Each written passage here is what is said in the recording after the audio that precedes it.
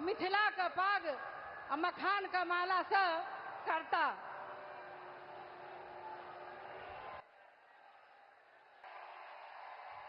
नरेंद्र मोदी जिंदाबाद। अब की बार फिर एक बार की धरती पुत्री माता जानकी की जय श्री राम। एक शहजादे ने बचपन से पूरे देश को और दूसरे शहजादे ने पूरे बिहार को अपनी जागीर समझा है। इन दोनों शहजादों के रिपोर्ट कार्ड एक जैसे ही हैं। इनके रिपोर्ट कार्ड में सिवाय घोटालों और बेलगाम कानून व्यवस्था के सिवाय कुछ भी नहीं है।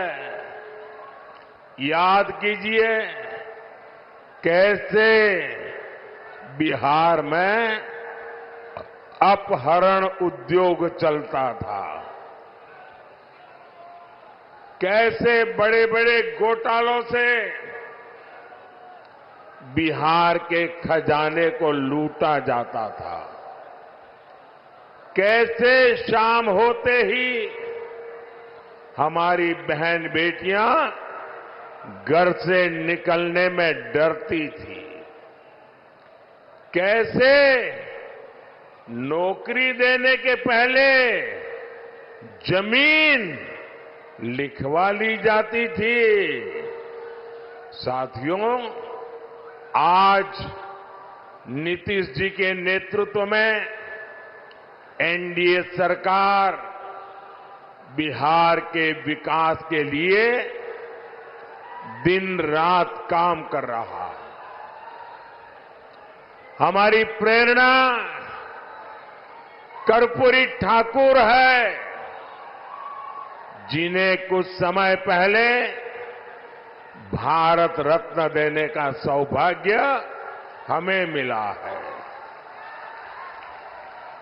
पिछले 10 साल में बिहार में हमने 40 लाख गरीबों को पक्के घर दिए हैं, करीब 1.25 करोड़ गैस कनेक्शन दिए हैं। आज गरीबों को मुफ्त राशन, मुफ्त इलाज मिल रहा है। मेरे बिहार के साथियों, मेरे दरभंगा के साथियों, मेरा एक काम करोगे? जरा हाथ ऊपर करके बताइए, करोगे? पक्का करोगे? देखिए, काम करना। जब आए भी इन दिनों गांव-गांव जाते होंगे, मोहल्ले में जाते होंगे, छोटी छोटी बस्तियों में जाते होंगे, अगर वहां पर कोई परिवार ऐसे आपके ध्यान में आ जाए जिनको अभी पक्का घर मिलना बाकी है, गैस का कनेक्शन मिलना बाकी है, नल से जल का कनेक्शन बाकी है, आयुष्मान का कार्ड नहीं पहुंचा है, तो उनको कह देना कि मोदी जी की गारंटी है, 4 जून के बाद नई सरकार बनने के बाद हम 3 करोड़ नए घर बनाने वाले हैं। तो आप मेरी तरफ से उन सब परिवारों को गारंटी दे देना, मेरे लिए तो आप ही मोदी है।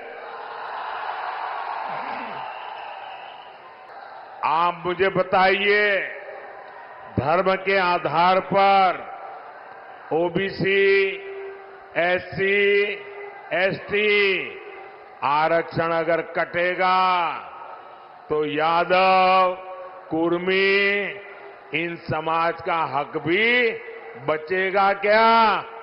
सब कुछ खत्म हो जाएगा।